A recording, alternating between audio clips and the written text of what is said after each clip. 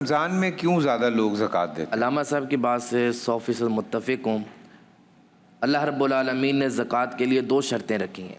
ایک ہے مال کا نصاب کو پہنچنا، دوسرا ہے وحال علیہ الحول، اس کے اوپر سال گزر جائے۔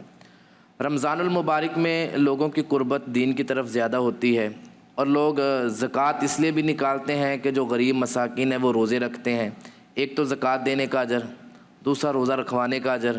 تو یہ ساری چیزیں جیسے علامہ صاحب نے کہا کہ نفل فرض کے حد تک پہنچ جاتا ہے، اور فرض 700 اور اس سے بھی زیادہ، اس لیے لوگ رمضان المبارک میں یہ زکوٰۃ دیتے ہیں، تو کوئی حرج والی بات نہیں۔